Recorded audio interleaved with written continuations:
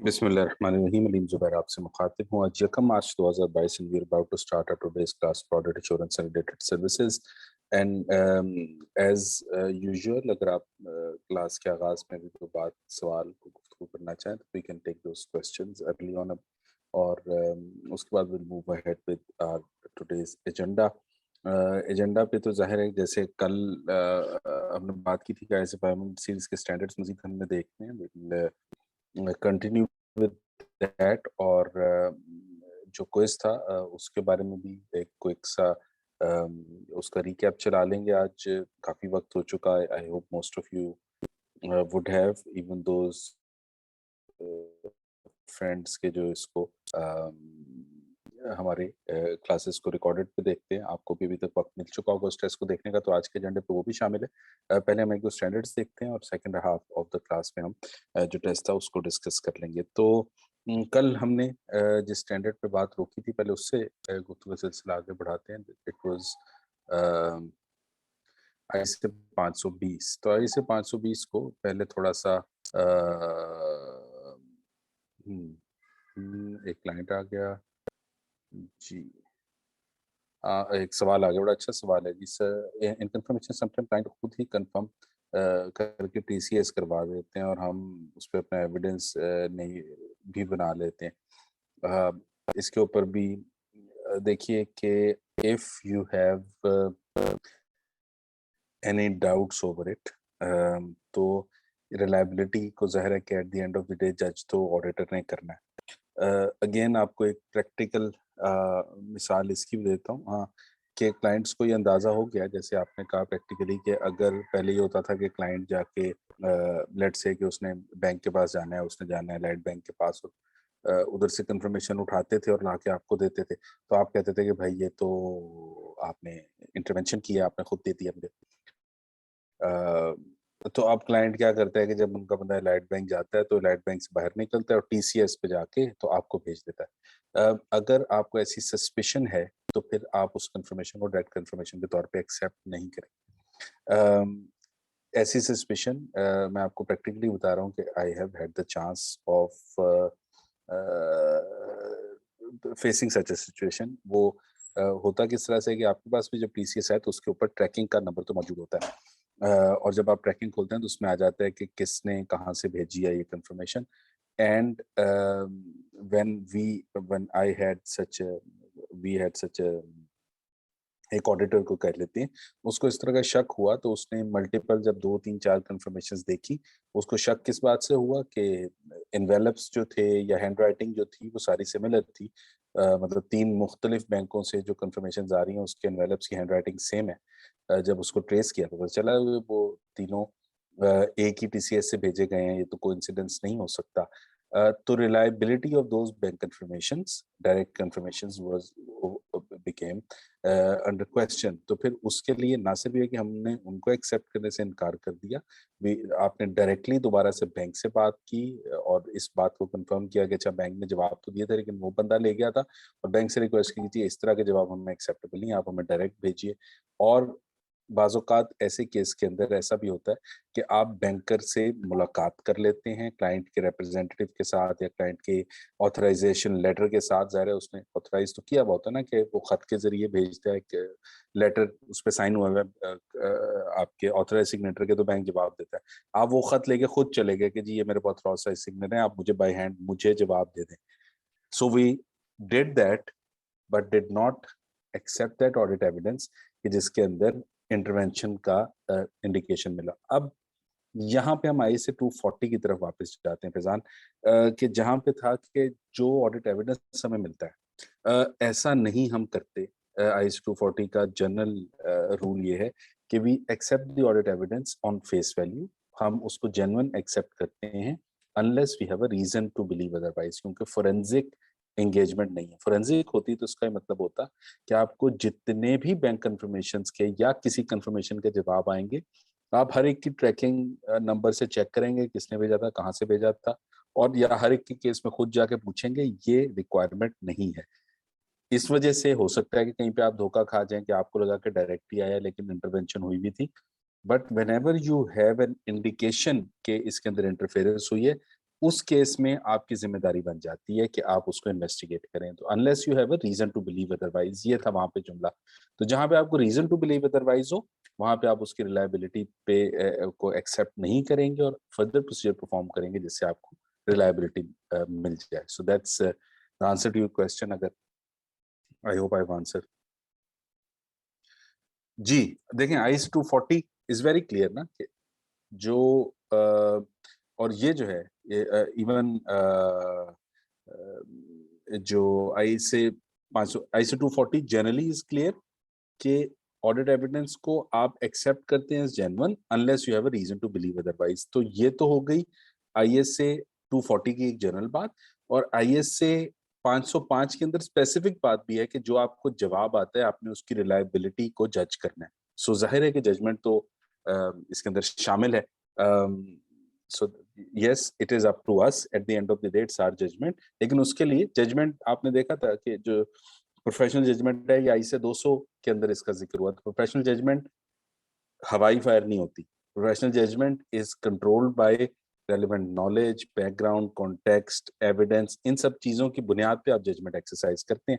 आपको एक इन्फॉर्मेशन आती है कि जो बैंक का लिफाफा भी है, इट अपेयर्स के बैंक से अपेरेंटली आई हुई है, कोई रीजन टू बिलीव नहीं है कि इंटरफेयर, तो हर केस में आप नहीं करेंगे।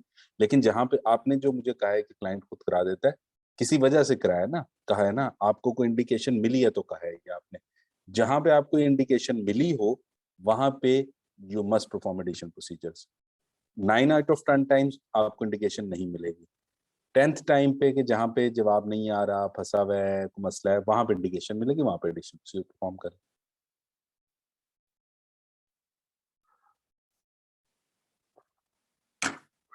चलें, अच्छा हो गया, गुड।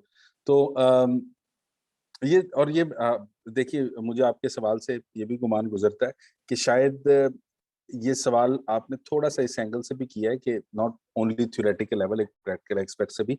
और I I don't mind answering such, in fact I am happy, क्योंकि आपको अगर याद हो तो मैंने बिल्कुल पहली क्लास में कहा था कि हमारा अल्टीमेट ऑब्जेक्टिव तो इस एग्जाम को, इस सब्जेक्ट को पढ़ के पास करना है। लेकिन हमारा सेकेंडरी ऑब्जेक्टिव ये भी है कि जो ऑडिट का प्रोसेस है वो प्रैक्टिकली, चाहे हम ऑडिटर हों या हम क्लाइंट साइड पे बैठे हुए, हमें ऑडिट के प्रोसेस की अंडरस्टैंडिंग अच्छी होनी चाहिए। That will be useful. मैं अभी रिसेंटली एक बात बता रहा हूँ कि एक क्लाइंट का, एक लिस्टेड एंटिटी का सीएफओ जो है, उसने मुझसे ऑडिट के कुछ मौजूआत के बारे में सवाल किए।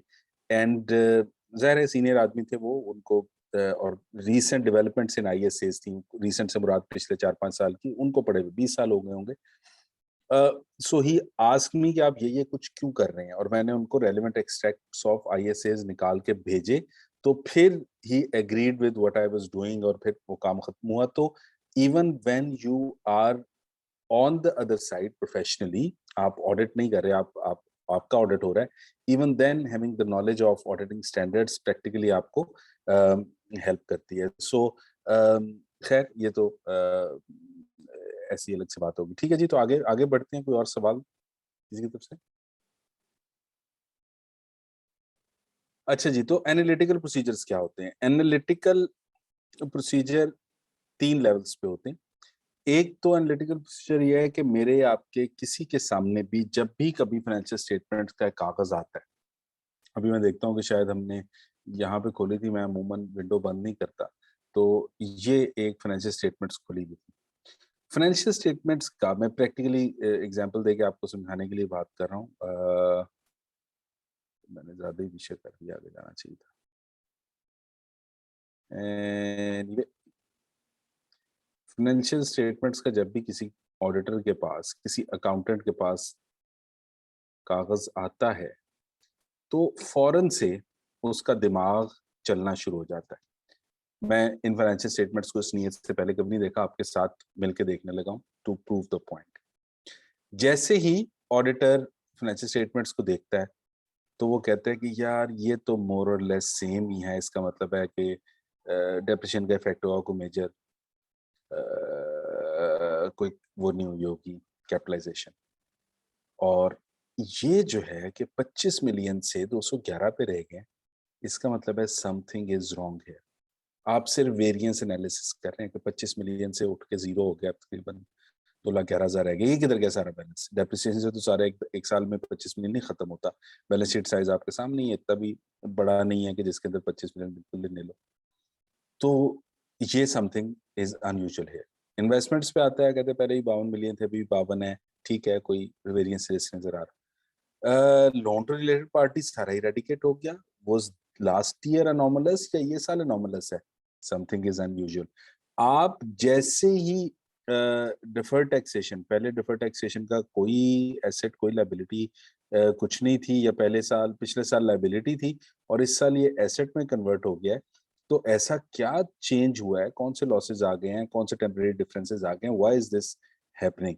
तो ये आपके लिए पॉइंट क्या था कि as soon as the as any accountant looks at the financial statements, उसका दिमाग फौरन से काम करने लग जाता है on the analysis of financial statements. वो देखते हैं क्या अनयूजुअल है यार, ये तकरीबन डबल कैसे हो गए लोन्स, ये वाली लाइबिलिटी हाफ कैसे हो गई, कोई भी चीज हो। सो वो इमिडिएटली वो देखेगा कि यार ये 1.5 टाइम्स पेबल्स बढ़ गए हैं, चल क्या रहा है यहाँ पे, व्हाट्स रॉन्ग? तो ये चीजें आपके लिए फौरन से आपके जहन में रिस्क लेके आती हैं। ये वो रिस्क थे जो रिस्क असेसमेंट हम करते हैं इनिशियली। ये वो एनालिटिक्स हैं कि जिनकी बुनियाद पे आप फाइनेंशियल स्टेटमेंट्स के अंदर रिस्क देख रहे होते हैं। रिस्क असेसमेंट एनालिटिक्स होते जो हमने ISA 315 के टाइम पे किए थे, ये भी मैंने दोबारा वही किए हैं आपके साथ। और इसकी बुनियाद पे आप कुछ वेरीफाई नहीं कर रहे, इसकी बुनियाद पे आप क्या वेरीफाई करना है उसका तयन कर रहे हैं, यानी कि रिस्क असेस करें और फिर काम परफॉर्म करेंगे। तो रिस्क असेसमेंट एनालिटिक्स का पहला यूज ये। एनालिटिक्स का दूसरा यूज बाद में आता हूँ। तीसरा यूज ये है कि फर्ज कर लीजिए कि अब फर्ज नहीं कर लेते, एक्चुअली ये फाइनेंशियल स्टेटमेंट्स ऑडिटेड है, यहाँ पे ऑडिटर का सिग्नेचर यहाँ पे नजर आ रहा है। जब आपने ऑडिट कंप्लीट कर लिया तो उस वक्त आप दोबारा से इस डिस्टेंस से कि जहां पे मैं खड़ा हूं, आप फाइनेंशियल स्टेटमेंट्स को देखेंगे और आप ये कहेंगे कि व्हाट इज अनयूजुअल, ये 25 मिलियन से 200 मिलियन पे आ गया है। नोट 7 में जाके भी पता चल जाएगा। अच्छा, 24 मिलियन की इम्पेयरमेंट राइट ऑफ हुई थी, मैंने उसके राइट ऑफ होने के ऊपर काम, गुडविल राइट ऑफ हुई थी, गुडविल इम्पेयर हुई थी, मैंने उसकी इम्पेयरमेंट के ऊपर टेस्टिंग कर लिया, इट्स ऑल राइट। ये जो अनयूजुअल चीज आ रही है इट इज टेस्टेड। 40 मिलियन का पिछले साल बैलेंस था, इस साल नहीं है, मैंने इसके ऊपर काम कर लिया, कंफर्मेशन ऑब्टेन कर लिया, मूवमेंट देख लिया, जो कुछ करना था कर लिया, इट्स ऑल राइट। तो दूसरा एनालिटिक आप परफॉर्म करते हैं at the time of the completion of audit, कि जब आप ऑडिट कर चुके हैं और दोबारा से आप नंबर्स को देख रहे हैं, then you are getting a final look कि एनी अनयूजुअल रिलेशनशिप और any unexpected relationship is not as such के जिसके बारे में मुझे ऑलरेडी ऑडिट प्रोसीजर परफॉर्म करके अश्योरेंस ना आ सकी हो। तो second third level of analytical procedures is towards the end. Again ये एनालिटिकल प्रोसीजर भी कोई अमाउंट वेरीफाई नहीं कर रहे होते, ये भी आप जो वेरिफिकेशन कर चुके हैं उसको सपोर्ट कर रहे होते हैं कि हाँ एवरीथिंग हैज बीन कवर्ड। तो ये रिस्क असेसमेंट एनालिटिक्स से मिलती जुलती चीज है, लेकिन ये उसकी एंड स्टेज है कि रिस्क कवर हो गए हैं कि नहीं। अब मैं आ जाता हूँ दूसरी टाइप की तरफ, जो कि ISA 520 का मेन सब्जेक्ट है, वो है एनालिटिकल प्रोसीजर्स के जरिए अमाउंट्स वेरीफाई करना। ये जो एनालिसिस थे इनकी बुनियाद पे रिस्क पता चलता है, अमाउंट वेरीफाई नहीं होती। जो सब्सटैंटिव एनालिटिकल प्रोसीजर्स हैं, सब्सटैंटिव का क्या मतलब होता है? वो चीज जो सब्सटैंशिएट करने में हेल्प करेगी। तो सब्सटैंटिव एनालिटिकल प्रोसीजर्स वो हैं कि जिसकी बुनियाद पे अमाउंट्स वेरीफाई हो रही होती हैं। तो सब्सटैंटिव एनालिटिकल प्रोसीजर में क्या होता है? बेबी एग्जांपल से मैंने बात शुरू की थी, पहले भी शायद आपसे जिक्र किया हो। अगर एक एंटिटी ने के पास सिर्फ एक बिल्डिंग किराए पे है और महीने का किराया है 1 लाख रुपए, तो आप 1 महीने का किराया और एग्रीमेंट, रेंट एग्रीमेंट देखते हैं और कहते हैं अगर साल का एक्सपेंस 12 लाख आ रहा है ना, तो मुझे साल की सारी ट्रांजेक्शन देखने की जरूरत नहीं है। 1 महीने का रेंट अगर 12 लाख 1 लाख रुपए है तो साल का एक्सपेंस 12 लाख होना चाहिए। ये एनालिटिकल प्रोसीजर है। अब मैं इसको अंग्रेजी में बयान करता हूँ, और ये बिल्कुल सिंपल एग्जाम्पल थी, इससे मुश्किल होते हैं काम। इसका मतलब क्या है कि आप बेस्ड ऑन प्लॉजिबल रिलेशनशिप्स, कि अगर 1 महीने का खर्चा 1 लाख हो तो 12 महीने का 12 लाख होना चाहिए, ये एक प्लॉजिबल रिलेशनशिप है। Based on a plausible relationship आप अपनी एक्सपेक्टेशन डेवलप करते हैं, उस एक्सपेक्टेशन के साथ एक्चुअल को मैच करते हैं, और अगर कोई डिफरेंस आ रहा हो तो उसको देखते हैं, अगर वो थोड़ा है तो इसका मतलब अमाउंट ठीक है, अगर वो ज्यादा है तो उसको इन्वेस्टिगेट करते हैं। It might not necessarily B a misstatement, but उसको इन्वेस्टिगेट करेंगे, हो सकता है मिसस्टेटमेंट, हो सकता है उसका कोई रीजन हो। अब आ जाते हैं इसकी थोड़ी सी एलेबरेट मिसाल की तरफ, इस रिलेशनशिप वाली बात को समझने के लिए, and then will come to the standard as well. साल खोल लीजिए।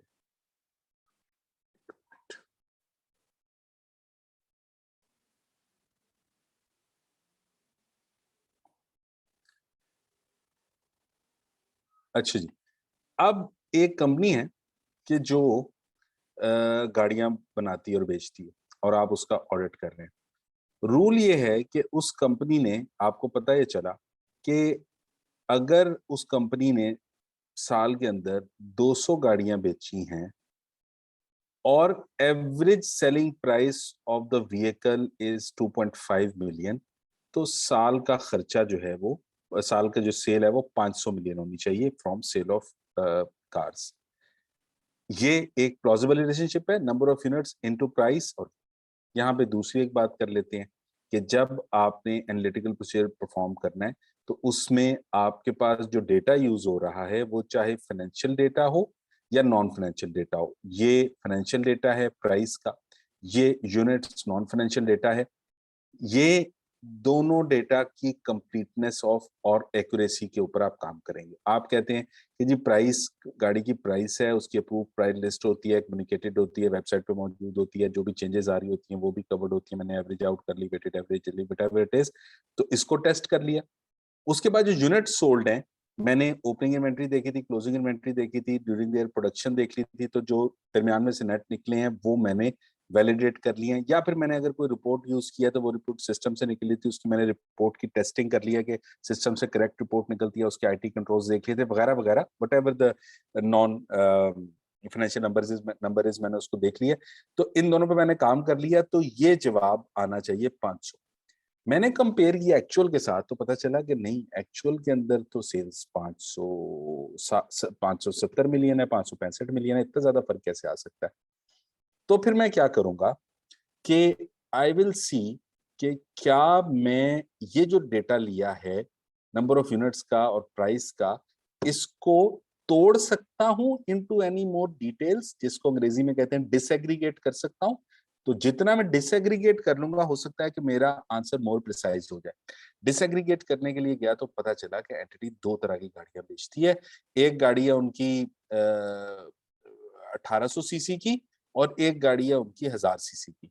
तो 200 जो गाड़ियां बिकी हैं उसमें से, और जो 1000 सीसी वाली गाड़ी है उसकी प्राइस है 2 मिलियन, और जो 1500 या 1800 सीसी वाली है उसकी प्राइस है 3 मिलियन। 150 यूनिट्स बिके बिके हैं 3 मिलियन वाले के, और 50 यूनिट बिके हैं 2 मिलियन वाले के। मैंने इसमें ब्रोकन डाउन कर दिया। तो इसको कहते हैं डिसएग्रीगेट करना।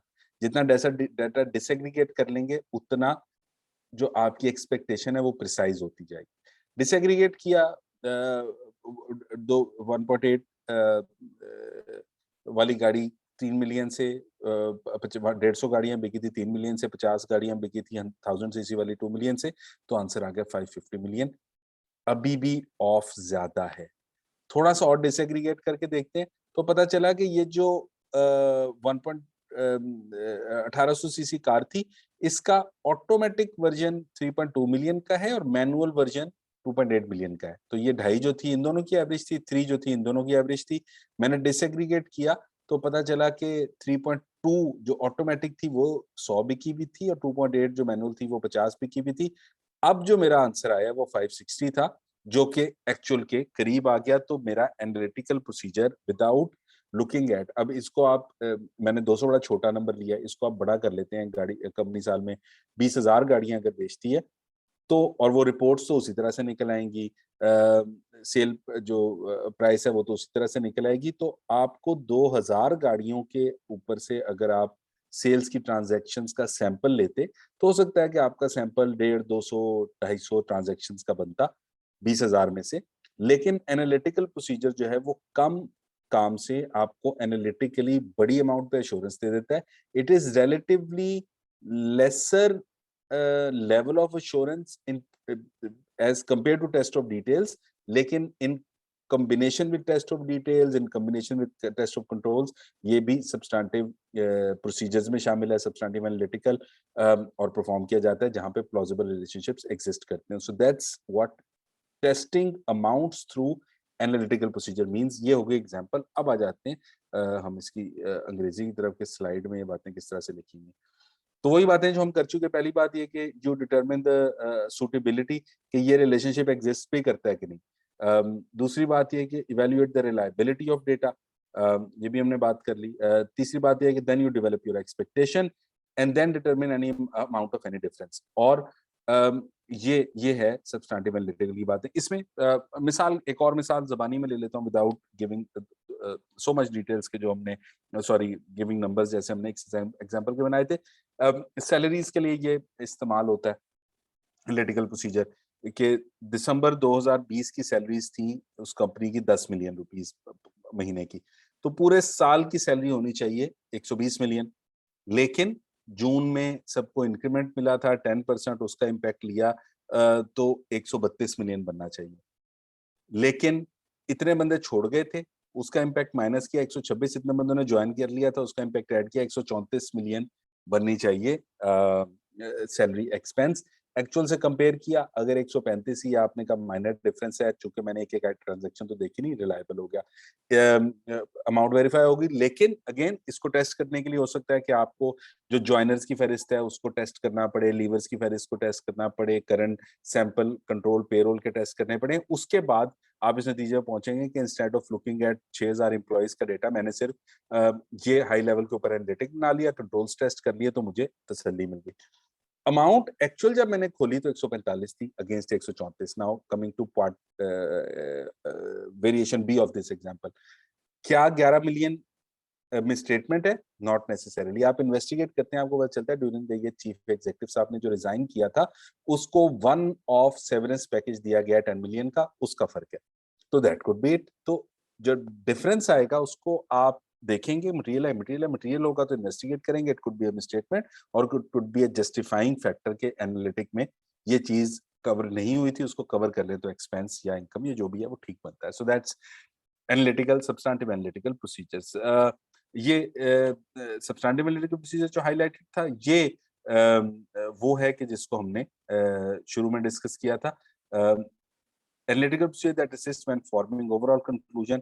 जब आपने ऑडिट कंप्लीट कर लिया तो उसको आप एनालिटिकली देखते हैं कि कोई मेरी चीज मिसिंग तो नहीं रह गई, कोई ऐसा रिलेशनशिप, कोई ऐसी बात के जो जिस पे मुझे अभी मालूम ना हो ऑडिट कंप्लीट करने के बाद, मैं उसको भी देख लूं तो आपको ओवरऑल कंक्लूजन फॉर्म करने में हेल्प कर रहे होते हैं ये क्लोजिंग एनालिटिक्स. और जो रिजल्ट्स किसी भी एनालिटिकल प्रोसीजर के इन्वेस्टिगेट करते हैं आप उसमें देयर कुड बी रीजन और it could lead to a misstatement. आप कहते हैं 145 कैसे हो गया, मैंने एक रीजन बताया कि जी ये हो सकता है. दूसरा रीजन ये हो सकता है कि जो दिसंबर की सैलरीज जनवरी में पे हुई थी पिछले दिसंबर की, तो जनवरी में जब उनको पे किया गया तो उसको दोबारा बुक कर लिया. वो दिसंबर में एक रूल डाला था और जनवरी में डुप्लीकेट बुकिंग हो गई, इसलिए एक महीने की सैलरीज दो दफा बुक हुई है, रिवर्स करने की जरूरत है. यानी कि it could be a statement as well. तो अक्रूवल रिवर्स नहीं हुआ और वो सैलरीज दो दफा बुक हो गई, तो लाइबिलिटी क्रेडिट हो जाएगी, एक्सपेंस क्रेडिट हो जाएगा, लाइबिलिटी डेबिट हो जाएगी. तो there could be a misstatement as well जो आपको इस चीज से आइडेंटिफाई हो जाए. So that's ISA 520. कोई सवाल बात? हम्म. आम जबान में अकाउंटेंट्स ये जो सब्सटैंटिव एनालिटिकल प्रोसीजर है इसको आम जबान में हम पाकिस्तान में पता नहीं क्यों इसको ग्लोबल रिकंसिलिएशन भी कहते हैं. और जब आपका एनालिटिक आंसर जो एक्चुअल बैलेंस है उससे मैच कर जाए तो उसको ग्लोबल टैली होना भी कहते हैं.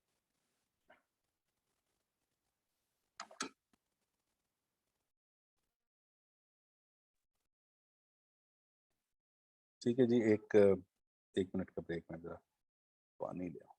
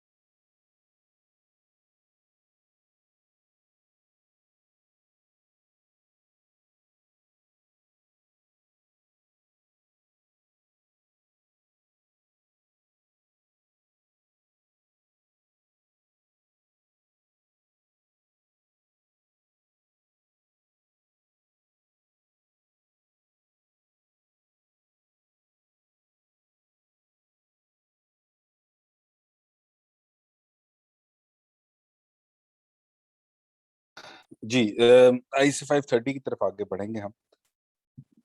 ISO 530 का तारुफ पहले से पहले से थोड़ा सा कर लेते हैं। किसी भी ऑडिटिंग स्टैंडर्ड में खैर ये तारुफ आई 530 के तारुफ के अलावा ऑडिटिंग स्टैंड का एक अमूमी तारुफ भी ले लीजिए कि हमने हमने इस किताब को देखा था शुरू में, जो हमारी स्टैंडर्ड्स की किताब है।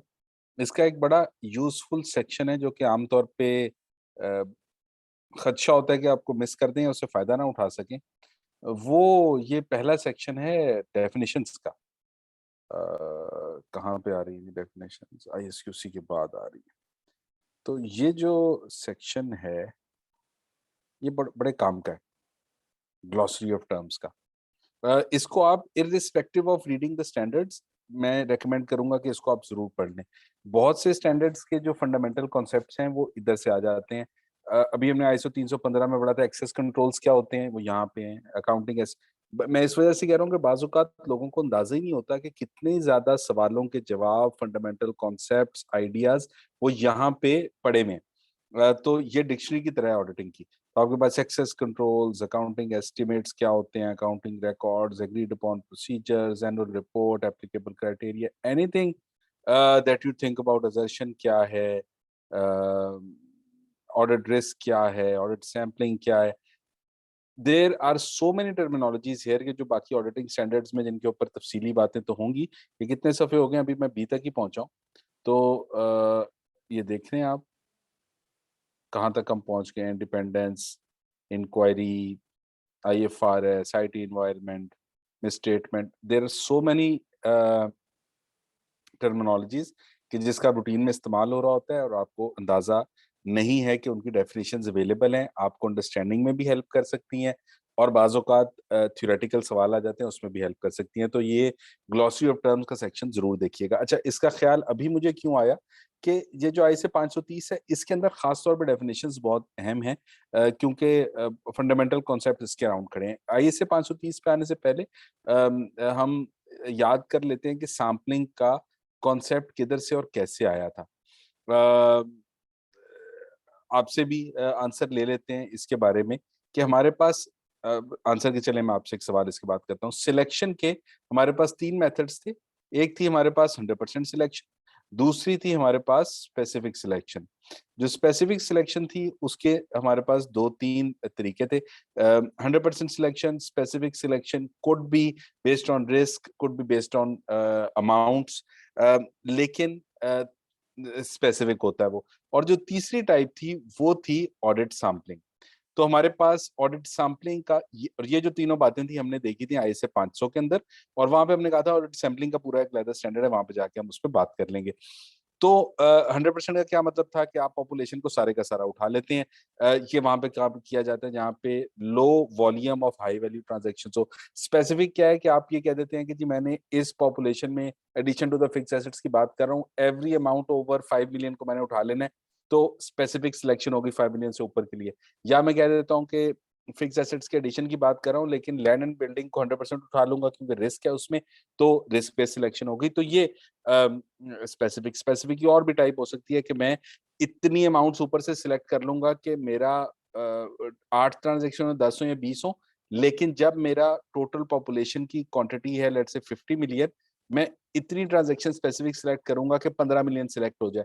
तो ये भी स्पेसिफिक की टाइप है अमाउंट बेस्ड। तो आप ये करते हैं जिसमें स्पेसिफिक सिलेक्शन हो रही होती है, रिस्क बेस्ड या अमाउंट बेस्ड, इसकी दोनों टाइप्स है। तीसरी जो सैम्पलिंग है, तीसरी जो टेक्निक है सिलेक्शन की, वो है ऑडिट सैम्पलिंग। तो पहली दो 100% सिलेक्शन, स्पेसिफिक सिलेक्शन। सिलेक्शन की दो टाइप्स हैं, 100% से तो ऑटोमेटिकली पता चल गया कि वो सैम्पलिंग नहीं है, वो तो 100% है। स्पेसिफिक भी सैम्पलिंग नहीं है, स्पेसिफिक सिलेक्शन है। सैम्पलिंग क्या होती है ये अब आप मुझे आम जबान में, ऑडिट सैम्पलिंग को अलग भी करते हैं, तो सैंपल की जब बात की जाए तो उससे आपके जहन में क्या लफ्ज आता है आप जरा बताइएगा। It could be non technical, non auditing as well.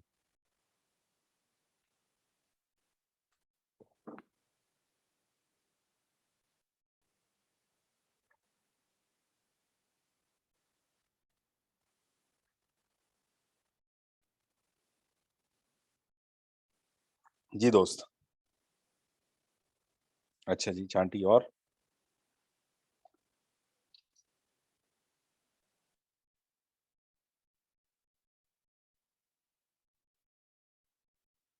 Usman, आप भी कुछ कहेंगे?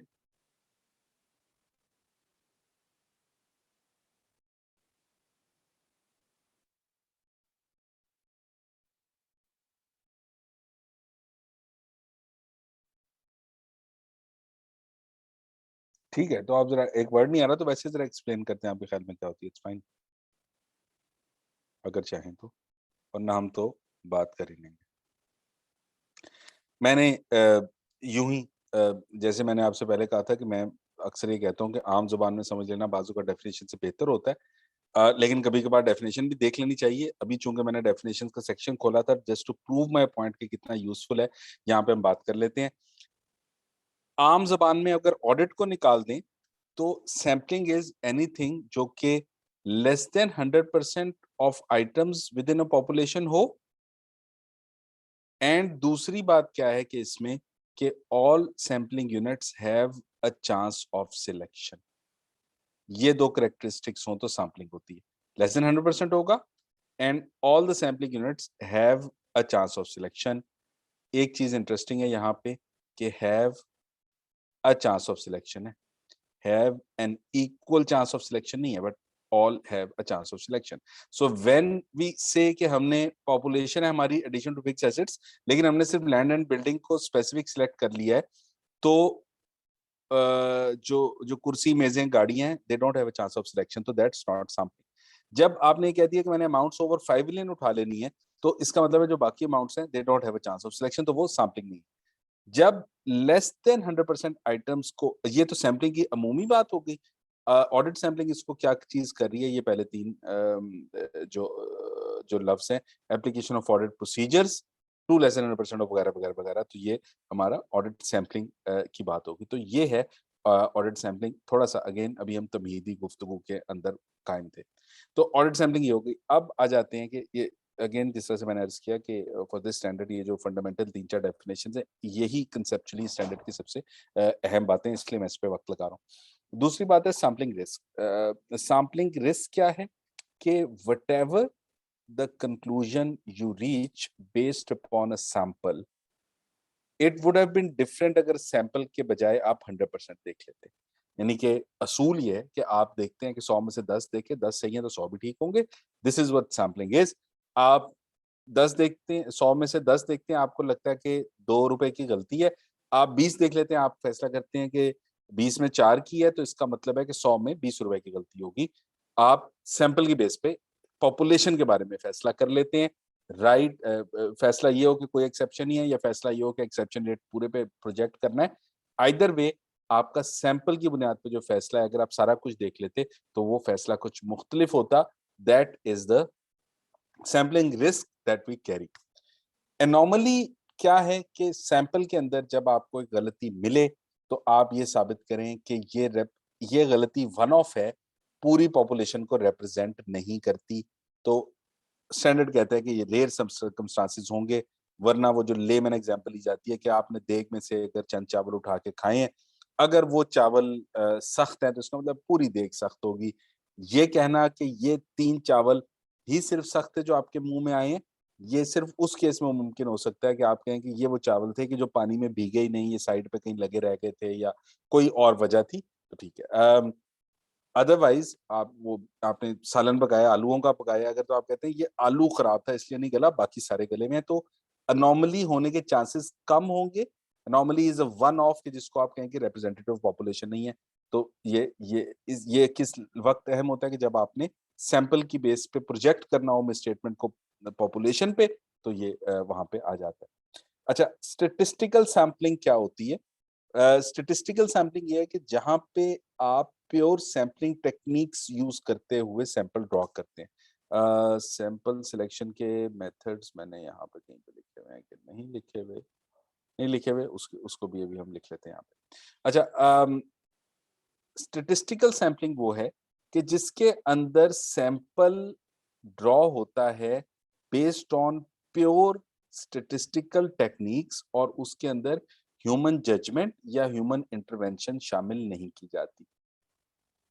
स्टेटिस्टिकल सैम्पलिंग के लिए जो मेथड्स और टूल यूज होते हैं they are available in digital forms as well, लेकिन दुनिया और ऑडिटिंग और सैम्पलिंग तो उससे पहले भी होती थी। आपने कहीं शुरू में बचपन में अगर क्वांटिटेटिव मेथड्स पढ़े थे तो वहां पे आपने स्टेटिस्टिकल सैम्पलिंग की टेक्निक्स देखी होंगी कि आप पॉपुलेशन देते हैं, उसके ऊपर रैंडम नंबर जनरेशन भी हो सकती है, उसमें रिस्क को लिया जाता है, उसके अंदर स्टैंडर्ड डेविएशन को लिया जाता है, उसके अंदर एक्सेप्टेबल एरर्स को लिया जाता है और फिर आप सैंपल ड्रॉ करते हैं। तो स्टैटिस्टिकल सैंपलिंग वो है कि जिसके अंदर प्योरली स्टैटिस्टिकल टेक्निक्स यूज हो रही हो। जहां पे ह्यूमन जजमेंट की इंटरफेरेंस आ जाए वो नॉन स्टैटिस्टिकल सैंपलिंग कहलाती है। It is still sampling but not statistical. It is a merger of statistical technique and human element. तो non statistical sampling is the merger. आमतौर पे ऑडिट में यही इस्तेमाल की जाती है, प्योरली स्टैटिस्टिकल सैंपलिंग इस्तेमाल नहीं की जाती क्योंकि आप ह्यूमन जजमेंट का एलिमेंट मिस नहीं करना चाहते सैंपलिंग में से। ये कैसे होता है ये मैं आपको अभी हम एक एग्जांपल लेंगे तो I will get to that. अच्छा, जो एग्जाम है हमारा उसके अंदर हमें ये कभी नहीं कहा गया और उम्मीद है कि नहीं कहा जाएगा कि ये पॉपुलेशन है, इसमें से सैंपल फैसला करो कि सैंपल साइज क्या होगा, ये सैंपल ड्रॉ करो। जाहिर है कि एग्जाम के 3-4 स्क्रिप्ट सफे के पेपर में ये सारा कुछ नहीं कहा जा सकता, इसलिए हमें इन चीजों का के ऊपर कंसेप्चुअल सवाल तो हमसे किए जा सकते हैं और हाई लेवल के नंबर्स पूछे जा सकते हैं, लेकिन सैंपल साइज बनाना या ड्रॉ करना ना हमसे कहा जाता है, ना प्रैक्टिकली हाथ से काम किए जाते हैं, इसलिए तवक्को नहीं है कि इस पे आपको कोई परेशानी हो या परेशानी लेने की जरूरत हो।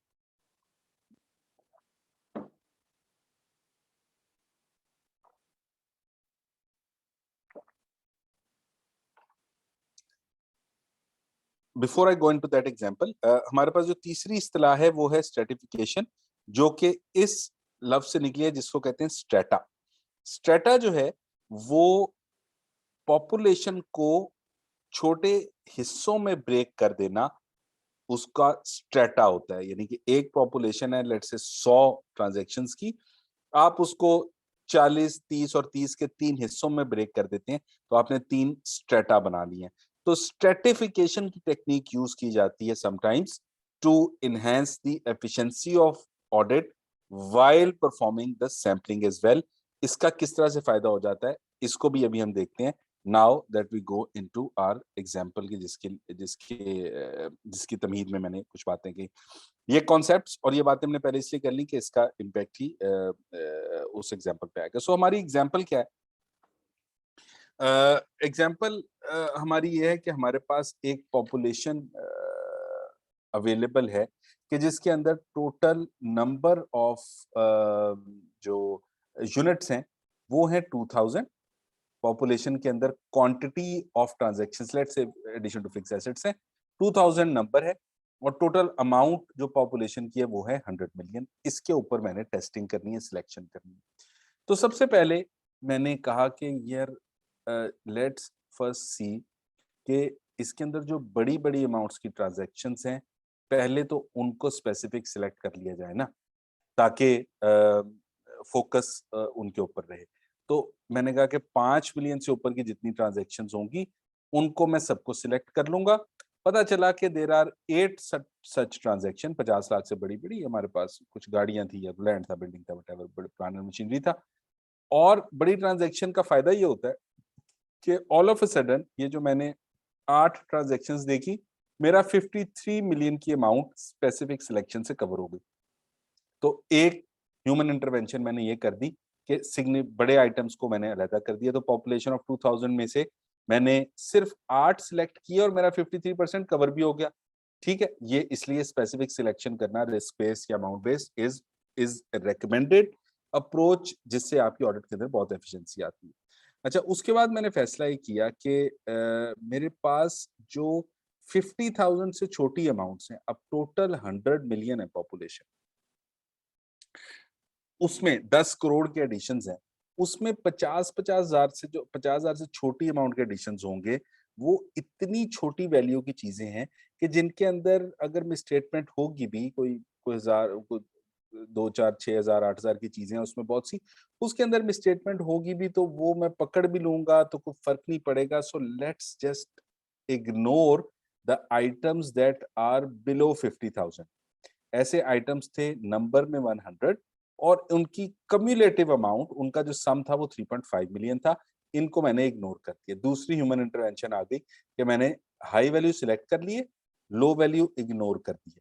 ये जो अमाउंट है 3.5 million, this should not be above my performance materiality. Material चीज को मैं इग्नोर नहीं कर सकता, इमटेरियल जिसका सम इमटेरियल है उसको मैंने इग्नोर कर दिया। Now what is there for me to select from now? 100 ये माइनस हो गए, 8 ये माइनस हो गए। नाउ टोटल नंबर इज 892, जिसमें से मैंने सिलेक्शन करनी है। मैं गया अपनी स्टैटिस्टिकल टेक्निक के पास और उसने मुझे कह दिया कि अब जो टोटल ट्रांजैक्शन है उसमें से आप सिलेक्शन कर लें। सिलेक्शन साइज हमारा क्या बना? लेट्स से कि हमारा सिलेक्शन साइज बन गया 24 transactions. Now how do I select those 24 transactions? अगर आपने ये जो पॉपुलेशन हमारे पास बची है जिसकी अमाउंट 50,000 से लेके 5 मिलियन तक है, if you have understood the nature of financial accounting as till now, you would understand कि जो बड़ी अमाउंट्स हैं वो नंबर्स में हमेशा कम हैं और अमाउंट्स में ज्यादा हैं, और जो छोटी अमाउंट्स हैं वो नंबर्स में ज्यादा हैं और अमाउंट में, टोटल अमाउंट में कम है। अगर मैं अब ये जो 24 ट्रांजैक्शंस हैं इनको तकसीम कर दूं टोटल 892 पे, और यहाँ पे मैं एक वक्फा लेके सिलेक्शन की 3 मेथड्स की तरफ बात कर लेता हूँ, वो क्या क्या होते हैं। सैंपल सिलेक्शन के 3 मेथड्स क्या होते हैं सैम्पलिंग के अंदर आइटम सिलेक्शन के।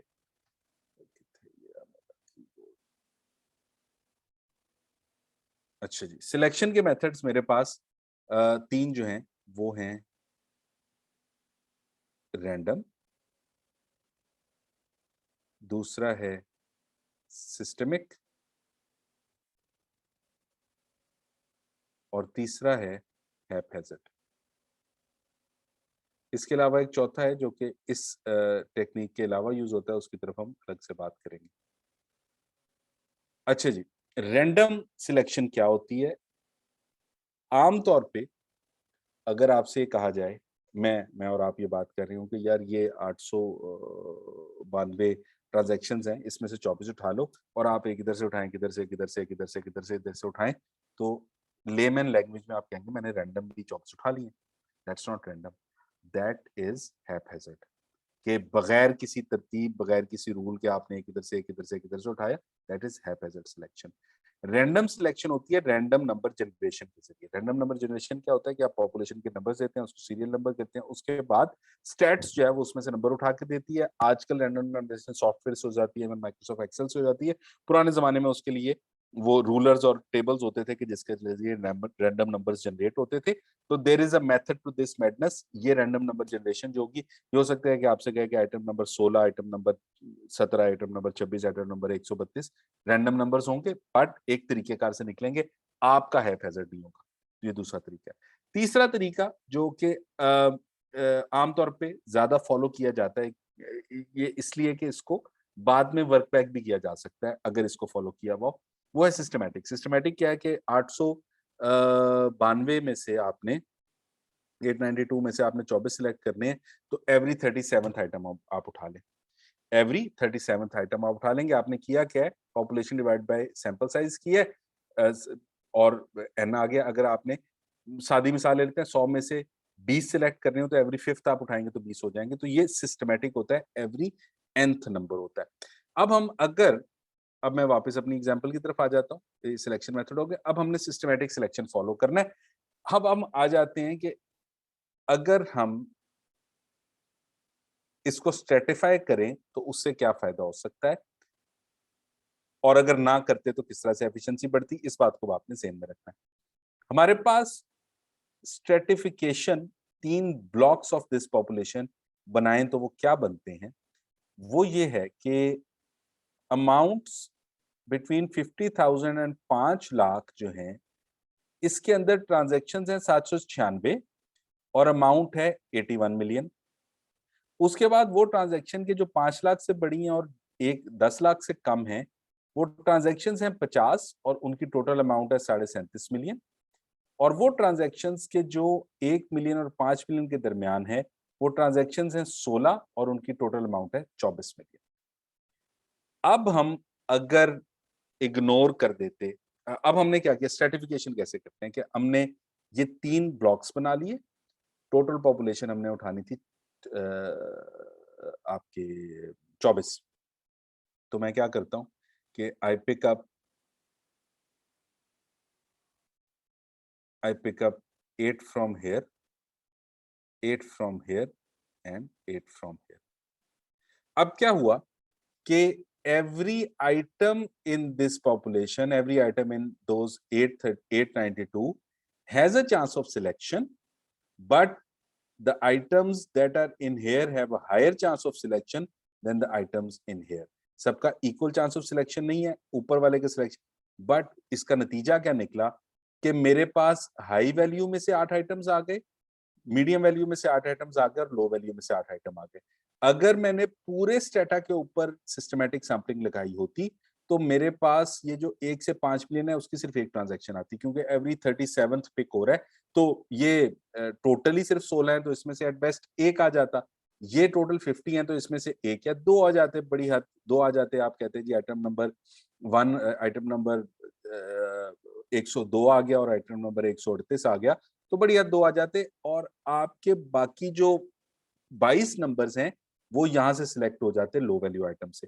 तो स्ट्रेटिफिकेशन जो हमने की उसके नतीजे में आपका जो all items in this population had a chance of selection, but the high value items had a higher chance of selection as compared to the low value items. तो ये स्ट्रेटिफिकेशन है, यहाँ पे मैंने डिसेंडिंग ऑर्डर में इसमें बुनियादी, अच्छा एक और काम जो मैंने किया था जो ह्यूमन इंटरवेंशन शुरू में कर दी थी वो ये था कि मैंने इसको डिसेंडिंग में सॉर्ट कर दिया था।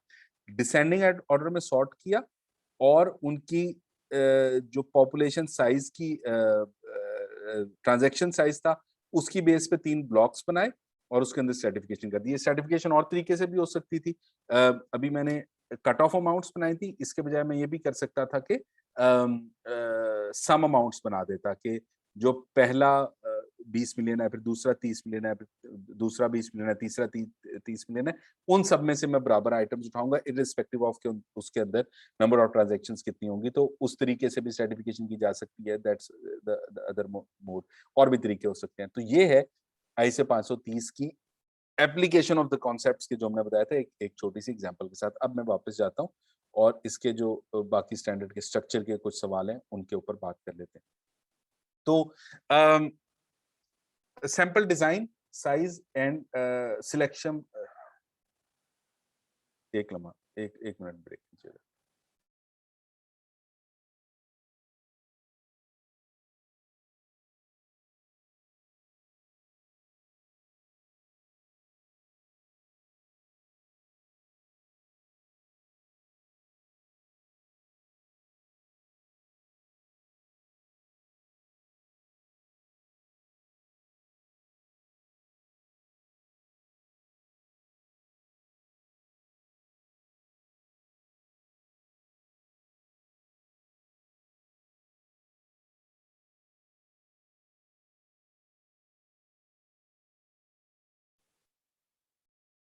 जी।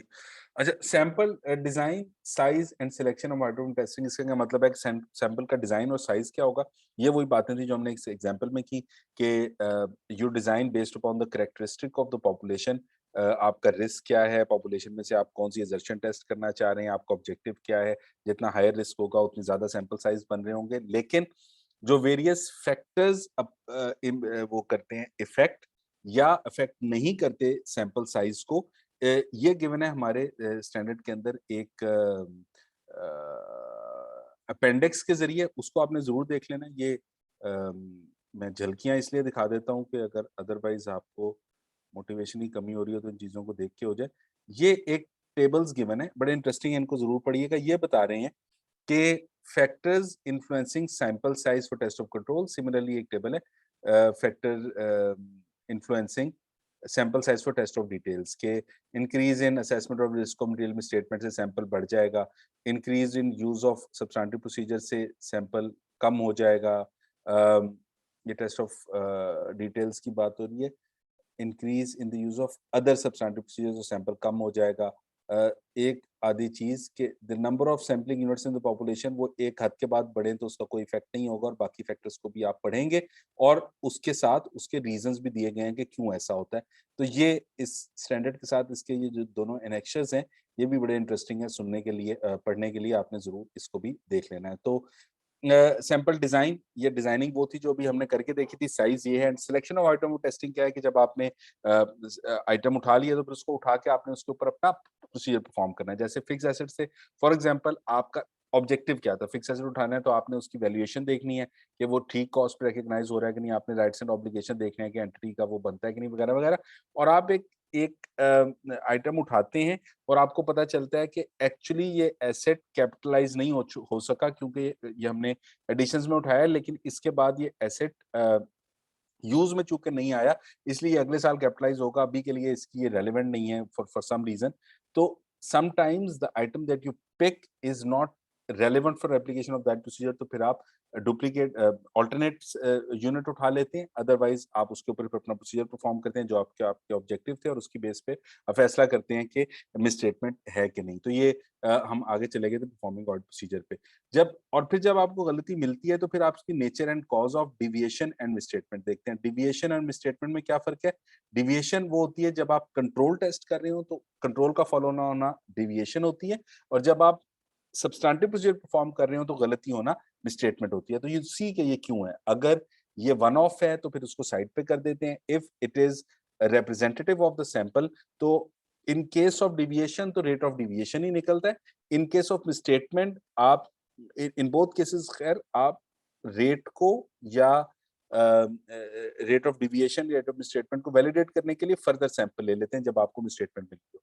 100 में से 10 उठाए, आपको लगा 2 रुपए की गलती है, मैं अपनी एग्जांपल रिपीट कर रहा हूँ। बिफोर अज्यूमिंग के 100 में 20 की गलती होगी या 1000 में 200 की गलती होगी, आप अपना सैंपल 10 से 20 करेंगे, पता चलेगा हाँ रेट ऑफ डेविएशन और misstatement is there, and then you can project that misstatement. आपको खैर रेट ऑफ डेविएशन तो प्रोजेक्ट नहीं करना पड़ता, क्योंकि आपने यही कहना है कंट्रोल 2% काम नहीं कर रहा, तो वो तो 2% ही है, चाहे 1000 ट्रांजेक्शन में 2000 हो। लेकिन मिसस्टेटमेंट के केस के अंदर आप कहते हैं कि 10 में अगर 2 रुपए की गलती थी, 20 में 4 रुपए की गलती है, और टोटल जो ट्रांजेक्शन है वो 1000 है, इसलिए गलती 200 रुपए की है। ये है प्रोजेक्शन ऑफ मिसस्टेटमेंट, जो कि फाइनेंशियल स्टेटमेंट्स के अंदर करेक्ट कराने की जरूरत पड़ सकती है। ये प्रोजेक्टिव मिसस्टेटमेंट वो है कि जिसका जिक्र हमने आईसे 450 में भी किया था। वेरियस 3-4 टाइप के misstatement, factual misstatement, judgmental misstatement और प्रोजेक्टेड मिसस्टेटमेंट। तो इनकी बुनियाद के ऊपर आप फैसला करते हैं कि फाइनेंशियल स्टेटमेंट्स के अंदर ओवरऑल जब आपने ओपिनियन कायम करना है तो as a result of sampling उसका इम्पैक्ट क्या आएगा। मोर और हमने ये भी देखना होता है कि जब हमने सैंपल उठाया तो क्या सैम्पलिंग ने वो ऑब्जेक्टिव मीट किए कि जो हमारे थे कि नहीं। है मैं evaluating of the results of sampling की बात कर रहा हूँ। वो क्या है कि क्या जो सैंपल से मुझे रिजल्ट मिला है वो उसकी बेस पे मैं पॉपुलेशन के बारे में कंक्लूजन ड्रॉ कर सकता हूं कि नहीं। Usually this this is what you expect, लेकिन बाजों का तो ऐसा हो सकता है कि आप कहें कि सैंपल के अंदर इतना ज्यादा गलती मिल रही है कि शायद पूरी पॉपुलेशन में इतनी गलती ना हो, तो उसको वैलिडेट करने के लिए हो सकता है कि आपको सैम्पलिंग बहुत ज्यादा बढ़ानी पड़े, या फिर आपको स्पेसिफिक सिलेक्शन की तरफ ज्यादा जाना पड़े, या 100% सिलेक्शन की तरफ ज्यादा जाना पड़े। But you have to an unexpectedly high rate of deviation or unexpectedly high rate of misstatement can uh, can lead to an increased risk that you identify, यानी कि आप उसके नतीजे में sample sizes, nature and timing of other audit procedure बढ़ाने पड़े, that could affect your audit approach as well। तो आपने बेसिकली ये देखना होता है कि सैंपल आपकी एक्सपेक्टेशन के मुताबिक आ रहा है, रिप्रेजेंट कर रहा है कि नहीं, और मिसस्टेटमेंट अगर ज्यादा है तो उसका इम्पैक्ट ऑन ओवरऑल जो आपका ऑडिट है उसके ऊपर आपको देखना पड़ेगा। सो दैट्स द इवैल्यूएशन। सैम्पलिंग ठीक हो गई है, रिजल्ट्स रिप्रेजेंटेटिव लग रहे हैं, प्रोजेक्ट करने से काम ठीक चल रहा है, या फिर एनॉमलस हैं, या फिर बहुत ज्यादा आउट नजर आ रहे हैं, क्या मुझे अपना सैंपल बढ़ा देना चाहिए या स्पेसिफिक या 100% सिलेक्शन की तरफ ज्यादा मूव करना चाहिए in the exceptional circumstances and whatever the further procedures are required, आप उसको डिजाइन एंड परफॉर्म करेंगे। You might need to actually investigate the misstatements and उसकी बुनियाद पे आपको देखना पड़े कि ये मिसस्टेटमेंट की इन्वेस्टिगेशन से पता चल रहा है कि आगे का आपा बिगड़ा हुआ है या वन ऑफ है या फिर आपको सारी करेक्ट करनी है या एक करेक्ट करनी है वगैरह वगैरह। तो ये डिसीजंस फिर एक्चुअल मिसस्टेटमेंट की रोशनी में लिए जाते हैं। सो दैट्स आई से 5:30 थोड़ा सा थोड़ी सी कम्प्लेक्स डिस्कशन थी, but it is an interesting discussion. बात सारी वही है जो मैं बार बार अर्ज करता हूँ कि ये सारी बातें, इनका मजा आपको उस वक्त आएगा कि जब आप स्टैंडर्ड भी पढ़ेंगे और बातें फिर समझ आना शुरू होंगी। कोई नए सवाल भी हो सकता है कि आए, वो सवाल भी हम फिर ले लेंगे। यहाँ तक अगर कोई सवाल बात है तो बताइए।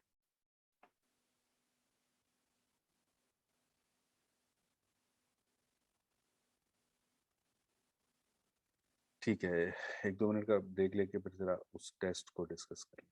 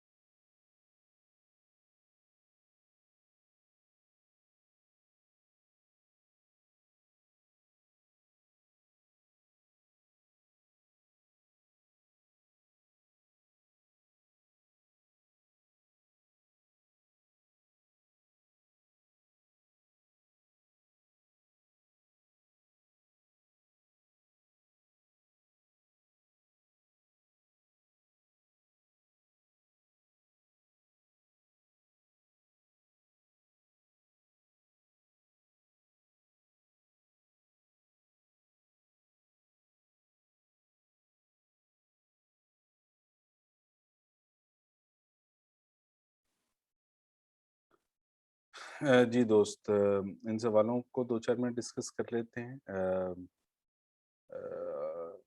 ये जो पहला सवाल है, चलें पार्ट ए ही अभी सामने रह ले तो काफ़ी है।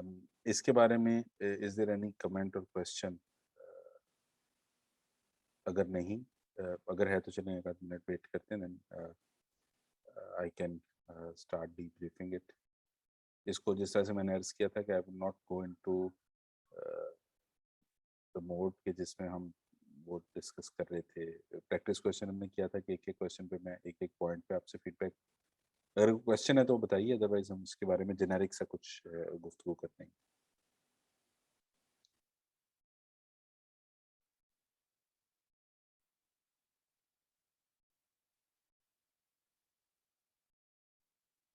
चलें, ये जो पहला सवाल है हमारे सामने, दोस्तों, ये एक टिपिकल रिस्क असेसमेंट का सवाल है। इसमें सिर्फ एक चीज़ टिपिकल सवाल में इससे एडिशनल होती है, एक छोटा-सा टेबल। टिपिकल से मुराद ये कि जो ज़्यादातर आ रहा होता है, एक छोटा-सा टेबल नंबर्स का भी होता है। उसके अलावा जो स्ट्रक्चर है वो मोर और लेस स्टैंडर्ड स्ट्रक्चर है कि आपके पास 4 पैराग्राफ हैं, 5 पैराग्राफ हैं, ऑफ क्वेश्चन्स होते हैं। तो यहाँ पे भी 4-5 हैं। एक, अगर हम ब्रॉडली देख लें तो 1, 2, 3, 4, 5, साढ़े 5 समझ लें। तो ये आपके पास बातें हैं। रूल हमारा वही है कि तमाम बातें एग्ज़ॉस्ट होनी चाहिए। सवाल is as simple as it always is. Using the information to identify 5 की audit risk, explain the auditors response. तो रिस्क और रिस्पॉन्स वाला मोड भी सेम सेम है। तो यहाँ पे थोड़ा स्पेसिफिक सवाल है कि 5 ही माँगे हैं ताकि 15 नंबर आप रिलेट कर सकें। अदरवाइज़ भी हमने जैसे कहा था कि हमने तो तमाम इन्फॉर्मेशन एग्ज़ॉस्ट करनी होती है। तो इस सवाल के अंदर भी हमारे पास एक इंटेंजिबल एसेट्स का मसला था, एक इन्वेंटरीज़ का मसला था, उसके पास इन्वेंटरी के मसले को थोड़ा-सा ब्रोकन डाउन करने की ज़रूरत है कि उसमें स्टैंडर्ड कॉस्ट और जो वर्क इन प्रोसेस था उसके अंदर क्या रिस्क है। फिर हमारे पास नया अकाउंटिंग सिस्टम आया है, उसके कुछ रिस्क्स हैं, ये भी हमने इससे मिलते-जुलते सवाल अपने प्रैक्टिस सेशन में भी किए थे, कि जब अकाउंटिंग सिस्टम नया आया हो तो उससे क्या रिस्क्स आ सकते हैं, इन्फॉर्मेशन की कंप्लीटनेस, एक्यूरेसी, ट्रांसफर वगैरह में जो रिस्क आए होंगे उनका आप ज़िक्र कर लेंगे। एंड देन आखिरी पॉइंट जो हमारा ये इक्विटी फाइनेंसिंग का है। जब फाइनेंसिंग नहीं आती है तो उससे रिलेटेड टर्म्स को देखना, उसकी रिकॉर्डिंग फाइनेंशियल स्टेटमेंट्स में अच्छी बुरी हो सकती है। तो ये बातें, पहली बात ये कि आपने जिस तरह से हमने अपने प्रैक्टिस क्वेश्चन में भी किया था, you have to identify those 5-6 areas. तो इसमें अभी जो हमने आइडेंटिफाई कर लिए, हमारे पास 5 एरियाज आ गए: intangible, inventory, loan, IT system, एक आधा और जिसकी भी बात हुई थी।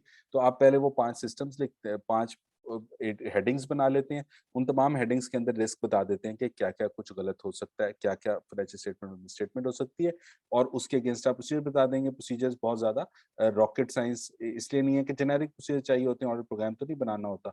तो यहाँ पे आप उसके मुताबिक जो प्रोसीजर है वो डाल देंगे कि फॉर एग्ज़ाम्पल लोन्स का, मैं एग्ज़ाम्पल के तौर पे कह रहा हूँ, लोन्स है तो आप उसका रिस्केड्यूलिंग का एग्रीमेंट देख लेंगे, उसके साथ कंप्लायंस देख लेंगे, कंपनी की फाइनेंशियल पोजीशन के ऊपर जो बैंक आ रहे हैं, जो फाइनेंशियल पोजीशन जिसकी बुनियाद पे वो रिस्केड्यूलिंग की गई है उसको देख लेंगे, लीगल ओपिनियन लेने की ज़रूरत है तो वो देख लेंगे। तो इस तरह की चीज़ें आप देख लेंगे और ये आपके रिस्पॉन्सेज़ होंगे। सो इसी तरह से बाकी चीज़ों के ऊपर भी आप कर लेंगे। So that's a typical risk assessment का क्वेश्चन। एंड मैं इससे ज़्यादा तफ़सील में इसलिए नहीं जा रहा कि some of you might not have actually attempted it. अभी भी आप कर लें तो कोई हर्ज नहीं है, अभी तो हमने सिर्फ जेनेरिक डिस्कशन की है। उसके आगे हम, और इसका जो एग्ज़ैक्ट सॉल्यूशन है वो अपलोड भी हो जाएगा। अभी तक मैंने अपलोड करने का इसलिए नहीं कहा था कि some of you might not have attempted as yet. इसके बाद आप कर लेंगे। अच्छा, उसके बाद ये हमारा पार्ट बी जो है, ये प्रोसीजर्स बताने हैं। Inventory held at third parties and use of standard cost of inventory. आप यहाँ पे आई से 500 भी हमने देखा है, और कुछ ये उस चीज़ की भी इंडिकेशन है कि आपके पास जो सवाल होते हैं वो पार्ट बी जो होते हैं वो वेरियस और तरह की चीज़ों, inventory held third party wear houses. इसके लिए गाइडेंस अभी हमने कल 505 देखा था, वो आपने 501 देखा था, ना भी देखा हो तो आप क्या कर सकते हैं, आप थर्ड पार्टी से कंफर्मेशन भी ले सकते हैं, वहाँ पे जा भी सकते हैं, और आप अ खुद फिजिकल वेरिफिकेशन भी कर सकते हैं, और जो उनके साथ ट्रांज़ैक्शंस हैं, सब्सिक्वेंटली स्टॉक अगर वापस आ गया, चला गया है, जो ड्यूरिंग द ट्रांज़ैक्शन के वो हैं, डॉक्यूमेंटेशन है, गुड्स डिस्पैच है, गुड रिसीट है, कंफर्मेशंस हैं वगैरह वगैरह, वो भी आप देख सकते हैं। तो ये 3-4 प्रोसीजर्स इस तरह के आप लिखते हैं तो आपका ये 5 नंबर के सवाल में आप समझ लेंगे आपने दोनों पार्ट्स में से 3-3 नंबर लेने हैं, तो 3-3 4-4 प्रोसीजर्स आप दोनों पे लिख सकते हैं। तो ये तो सिंपलर पार्ट था। आई बिलीव पार्ट बी पे मैं बात B2 पे मैं बात भी नहीं कर रहा, I think you can cover. अच्छा, अब हम आ जाते हैं जो हमारा दूसरा सवाल था, ये थोड़ा-सा डिफरेंट था। लेकिन डिफरेंट इसलिए नहीं कि हमारे प्रैक्टिस सेशन में भी इस तरह का एक सवाल मौजूद था। यानी कि वहाँ पे भी हमने एक सवाल किया था, आपको याद होगा फ्रॉड हो गया था और आपने बताना था कि यार कंट्रोल्स क्या होना चाहिए। तो दैट्स वर्क बैक के कंट्रोल और रिस्क का फ्रेमवर्क तो एक तरह से ही चलता है कि समथिंग हैज़ गॉन रॉन्ग, तो अब आप बताएँगे क्या कंट्रोल्स होने चाहिए थे। सो ये भी ऑडिट प्रोसीजर्स वज़ा करने वाली बात है, रिस्क असेसमेंट वाली बात है, एक रिवर्स पॉइंट ऑफ व्यू से। तो यहाँ पे 4 डिफरेंट सिचुएशंस दी गई थी इसको असेस करने के लिए, उनको आप इंडिपेंडेंटली देखेंगे। लेकिन सवाल में हमारे 2 बातें थी।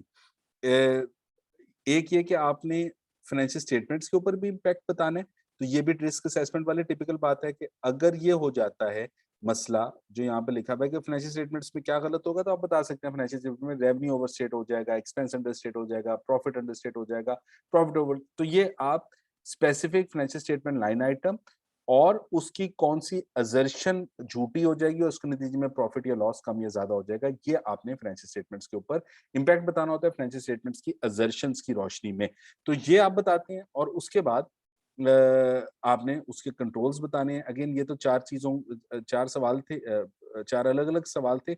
इसके ऊपर भी मशवरा यही होगा कि आप 2 कॉलम्स में लेके चलें। एक कॉलम में आप बता देंगे फाइनेंशियल स्टेटमेंट्स पे क्या इम्पैक्ट है, दूसरे फाइनेंशियल कॉलम में आप बता दें कि इसके ऊपर कंट्रोल्स क्या हो सकते थे। यानी कि एक एक मिसाल अगर हम ले लेते हैं कि आपके ये जो दूसरा पॉइंट था कि जिसके अंदर सेल्स की अंडरस्टेटमेंट का मसला था। 1 मिनट मैं भी दोबारा पढ़ लूँ।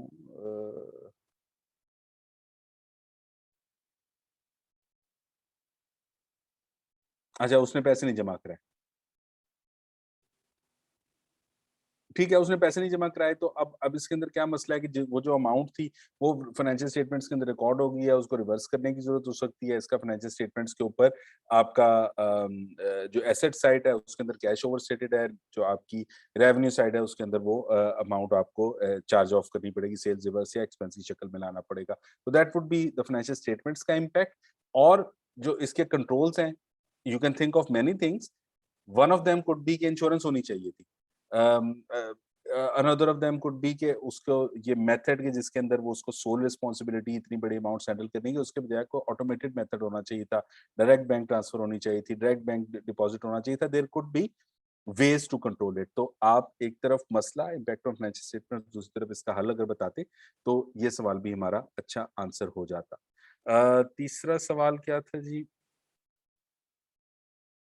हाँ, इसके अंदर एक एंटिटी के अंदर फ्रॉड हो चुका है।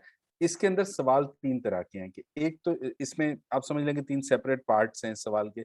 State the method you would firm you consider before you accept this engagement. ये आईएसए 210 और 220 के अंदर हमने चीज़ें देखी थी कि आपकी कैपेबिलिटी, आपके पास टाइम है, उन लोगों की क्रेडिबिलिटी कैसी वगैरह-वगैरह।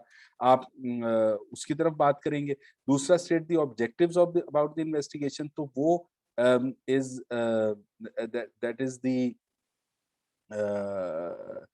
काउंटर मेजर्स, अगेन वो थिंग्स के जिनकी वजह से मसला हुआ है, आप उनको असेस करना चाहते हैं। तो आपने देखना है कि जो चीज़ हुई उसमें हुआ क्या, वो किस तरह से हुआ, वो किसने किया और उसके नतीजे में नुकसान क्या हुआ, ये चीज़ें इसके ऑब्जेक्टिव्स बन जाएँगे। और इस सवाल का ये दोनों जो पोर्शंस थे ये रिलेटिवली सिंपलर और शॉर्टर थे। जो बड़ा पोर्शन है वो again it is same as और सिमिलर टू पार्ट बी, कि ये जो सारी सिचुएशंस हैं 1, 2, 3, 4 मसाइल, इनके केस के अंदर कौन से कंट्रोल्स होते तो ये मसला ना होता। Now why is this a risk assessment question? कि एज जब आप ऑडिटर होते हैं, जो कि आप पहले सवाल में थे, तो आपने देखना होता है कि अब मैं ये रिस्क है तो फाइनेंशियल स्टेटमेंट्स के अंदर मैं क्या प्रोसीजर परफॉर्म करूँगा जो मुझे तसल्ली आ जाएगी। दूसरा एंगल क्या होता है कि समथिंग हैज़ गॉन रॉन्ग, तो क्या कंट्रोल होता तो that something wouldn't have gone wrong. तो ये भी एक तरह से प्रिवेंटिव या एक स्टेप पीछे जाके करने वाली चीज़ है। तो it is still revolving around that risk जो कि सिमिलर टू ये ऑडिट प्रोसीजर भी है, जो हम बाद में करते हैं वही मैनेजमेंट पहले कर लेती है अगर, तो गलती ना होती। जो कंट्रोल आप टेस्ट करते हैं वो कंट्रोल इन प्लेस होना इज अ स्टेप बैक। तो आपने इसके अगेंस्ट कंट्रोल्स बताने थे जितने जितने मसले हैं कि कहाँ पे आपको सेग्रीगेशन ऑफ ड्यूटीज करनी चाहिए, कहाँ पे आपकी जो जो डेटा है या जो इंफॉर्मेशन है उसकी मास्टर लिस्ट अवेलेबल होनी चाहिए, किस तरह उसके उसके अंदर इंटरवेंशन जो है, जो एक्सेस है उसके कंट्रोल्स खत्म कर दिए जाने चाहिए, कहाँ पे फिजिकल विजिट्स होने चाहिए, कहाँ पे स्टैंडर्ड ऑपरेटिंग प्रोसीजर्स को अपडेट करने की जरूरत है। तो इस तरह की चीजें, कहाँ पे बजटरी कंट्रोल्स लग सकते हैं, ये सब चीजें आप अपडेट करते चलेंगे, कंट्रोल्स में डालते चलेंगे तो ये चीज आंसर हो जाएगी। सो इसके मार्क्स कितने थे? 15। तो again you have to understand every question in terms of its structure, कि यहाँ पे 15 नंबर का सवाल है, ये वाली information it is more of static basis की इंफॉर्मेशन, तो हो सकता है कि 3-4 नंबर का ये पार्ट हो। बेसिस ऑब्जेक्टिव्स ये इसी का दूसरा हिस्सा आप समझ लीजिए, 3-4 नंबर का ये पार्ट हो, and about half the numbers would be coming out of this part. तो ये जो थोड़ी सी डीकंस्ट्रक्शन ऑफ द क्वेश्चन है, ये आपको खुद करना पड़ेगी। In some cases the deconstruction is given by the examiner, जैसे यहाँ पे उसने कह दिया कि 5 की ऑर्डर डिस्क बता दे, it is simple. In some cases it is simpler to work, दो सवाल हैं यार, एक के 3 एक के 2 नंबर हैं, इट्स फाइन। यहाँ पे भी आपके पास 1 2 3 4 5 पैराग्राफ 4 पैराग्राफ्स हैं, टोटल 15 नंबर हैं, तो you have to score 4 in each, यानी कि 2 पॉइंट्स ऑफ फाइनेंशियल स्टेटमेंट के problems, 2 point about their controls आप हर एक के अंदर लिखते हैं, तो ब्रॉडली आपका सवाल कवर होना शुरू हो जाता है। तो थोड़ा सा सवाल को डीकंस्ट्रक्ट करना कि आप कौन-कौन सी चीजें कवर करेंगे अपने आंसर में, तो आप मैक्सिमम नंबर स्कोर करने लगेंगे। That is the general feedback for deconstruction. अभी भी मैंने कोशिश ये की थी कि थोड़ी सी जेनेरिक डिस्कशन इसलिए रखूं कि आप स्टिल, अगर आपने अटेम्प्ट नहीं किया, आप में से किसी ने, जो लोग अभी मौजूद हैं या रिकॉर्डिंग पे सुन रहे हैं, तो आप you can still attempt these questions. मैं in a couple of days will upload the answer as well, बल्कि आंसर तो सुबह अपलोड कर देंगे, आप उसको देखिएगा after you have solved it. Ideal scenario तो जिस तरह से आपको मालूम है कि आप सॉल्व करेंगे, जो भी एलएमएस है उस पर आप अपलोड करेंगे, वो प्रोटोकॉल आपको बता दिया होगा, पैक ने नहीं बताया होगा तो बता देंगे, आप पूछ सकते हैं। Short of that, if you don't do all that, आप अपने पास सॉल्व करके खुद तो चेक कर सकते हैं ना यार। अगर आपको बुरा लगता है कि आप मैं इतना बड़ा हो गया हूँ, मैं टेस्ट दूंगा, कोई चेक करेगा, कोई नंबर आएंगे, मुझे नहीं अच्छा लगता, तो भाई खुद कर लो, लेकिन करो जरूर। प्लीज अपना जो है वो खुद एहतसाबी तो कम अज कम आप कर सकते हैं ना इस सारे प्रोसेस के जरिए। सो that's the idea for these tests and these practice sessions, कि हमें पता भी चलता रहे ना कि यार हमारी तैयारी कितनी हो रही है।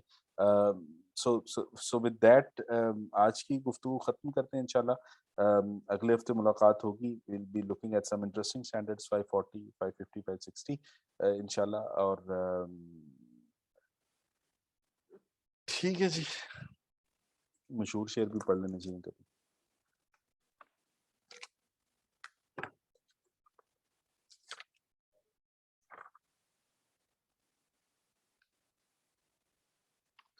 मशहूर शेर इसलिए मैंने कहा था कि जो हमारे एक और पसंदीदा शायर है, सभी के पसंदीदा शायर हैं, अच्छे हैं तो सबके पसंदीदा हैं, मशहूर हैं ज़रा, इसलिए मैंने कहा कि मशहूर शेर भी पढ़ लेने चाहिए। इनकी जो मेरी पसंदीदा गज़ल है वो सामने नहीं आ रही, चलो कोई और पढ़ लेते हैं। तो जो शायर हैं ये हैं सागर सिद्दीकी।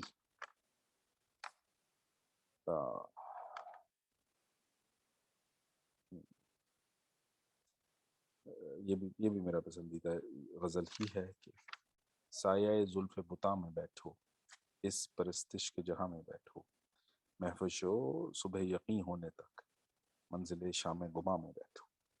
इनके पहलू में भी दिल होते हैं, बज़्म आशुफ्ता सरा में बैठो, लोग कहते हैं शफाअत के लिए, दो घड़ी बादा कशा में बैठो, हुस्न अफ़कार के झूले हैं यहाँ, आओ सागर के जहाँ में बैठो। ठीक हो गया जी, इजाज़त दीजिए, इंशाल्लाह मुलाकात होती है अगले हफ्ते। आपके ऑनलाइन रहने, सुनने और तवज्जो का बहुत शुक्रिया। खुदा हाफ़िज़।